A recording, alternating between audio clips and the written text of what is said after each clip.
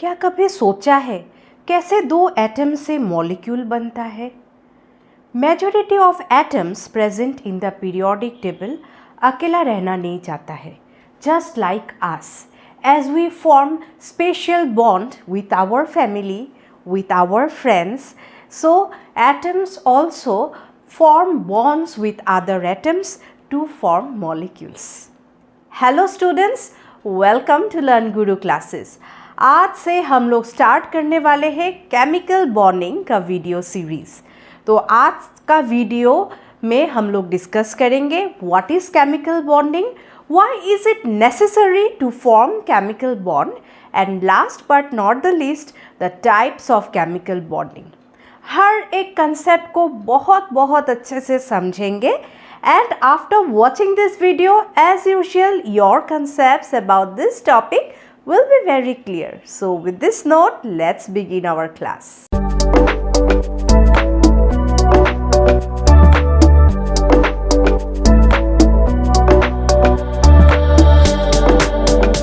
First of all, we should know what is chemical bonding. जो temporary connections रहता है दो एटम के बीच, so that is called as chemical bond. And chemical bonding मतलब the force of attraction that exist between atoms in order to form molecule is known as chemical bonding. अब chemical bonding atoms को करना क्यों ज़रूरी है? एक तो है ये अकेला रहना नहीं चाहता है, they want to combine with other atom in order to attain stability. ठीक है, तो ये stability वर्ड को थोड़ा अच्छे से समझते हैं. तो एक एग्जाम्पल लेते हैं, जैसे we as human beings, हम सभी को stability चाहिए अपने लाइफ में. तो हर एक किसी का stability का डेफिनेशन अलग हो सकता है. जैसे किसी को कैरियर में स्टेबिलिटी चाहिए, किसी को फाइनेंशियल स्टेबिलिटी चाहिए, किसी को स्टेबिलिटी चाहिए इन हिज रिलेशनशिप.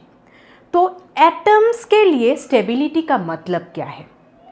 एटम्स के लिए स्टेबिलिटी का मतलब है to attain the most stable electronic configuration of its nearest noble gas.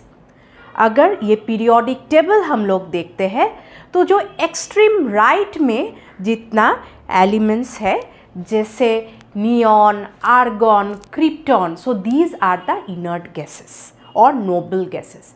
इन लोगों को इनर्ट क्यों बोलते हैं? Because they have completely filled up electrons in their outermost shell. तो इसी कारण इन लोगों को, इन एटम्स को कोई नेसेसिटी नहीं है दूसरे के साथ रिएक्ट करने का या दूसरे के साथ बॉन्ड्स बनाने का. तो अगर हम लोग बाकी सारा एलिमेंट्स अगर पीरियोडिक टेबल में देखते हैं, इन सभी को क्या है, अपना electronic configuration of the nearest inert gas attain करना है और स्टेबिलिटी अटेन करना है. तो कैसे अटेन कर सकता है ये stability? By transfer of electrons. Transfer of electrons मतलब डोनेटिंग इलेक्ट्रॉन्स, नहीं तो accepting electrons, and the third is sharing of electrons. तो फर्स्ट आते हैं डोनेटिंग इलेक्ट्रॉन्स. अगर किसी के पास एक्सेस इलेक्ट्रॉन है तो वो डोनेट करेगा इलेक्ट्रॉन, राइट? तो पीरियोडिक टेबल में अगर हम लोग सोडियम देखते हैं तो सोडियम का नियरेस्ट इनर्ट गैस अगर देखेंगे नियॉन है. ओके, सो दोनों का stable electronic configuration if we compare, sodium का है 281 एंड नियॉन का है 28. So if sodium donates that extra electron to some other atom, then it will attain the nearest inert gas configuration of neon. Next देखते हैं कि accepting electrons कैसे होता है और कैसे स्टेबिलिटी अटेन होता है. तो पीरियोडिक टेबल में क्लोरीन का एग्जाम्पल लेते हैं. तो क्लोरीन का नियरेस्ट इनर्ट गैस है क्या? आर्गॉन. दोनों का अगर इलेक्ट्रॉनिक कन्फिगरेशन कंपेयर करेंगे, क्लोरीन का इलेक्ट्रॉनिक कन्फिगरेशन है 287 एंड आर्गॉन का है 288. तो क्या है, क्लोरीन में एक इलेक्ट्रॉन का कमी है compare to that of argon. ठीक है, तो अगर किसी भी तरीके से एक इलेक्ट्रॉन अगर क्लोरीन को मिल जाए then it will attain the nearest inert gas configuration of argon. तो कैसे होगा ये, वो किसी और से मांगेगा इलेक्ट्रॉन, मतलब किसी से एक्सेप्ट करेगा इलेक्ट्रॉन, ठीक है। And third is sharing of electrons. तो sharing of electrons periodic table में कार्बन का पोजीशन देखो और उसका नियरेस्ट इनर्ट गैस है नियॉन। दोनों का इलेक्ट्रॉनिक कॉन्फ़िगरेशन, कार्बन का है 2,4 एंड नियॉन का है 2,8। तो यहाँ से समझ में आ रहा है कि कार्बन 4 इलेक्ट्रॉन कम है compare to that of neon.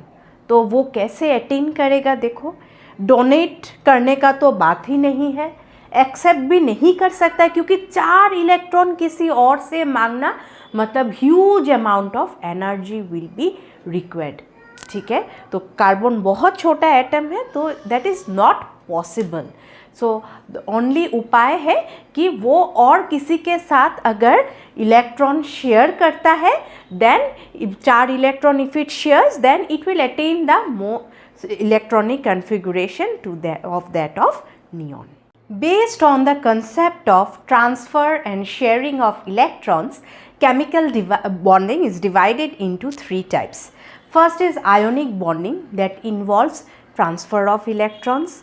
Second is covalent bonding that involves sharing of electrons, and third is coordinate bond.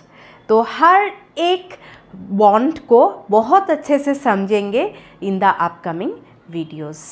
This is all about chemical bonding, जहाँ पे हम लोगों ने डिस्कस किया what is chemical bonding, why is it necessary to form chemical bond and types of chemical bonding.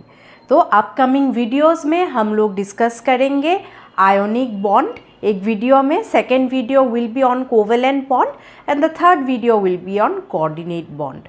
So if you like this video, please consider subscribing to Learn Guru classes, like it and share it with your friends and family.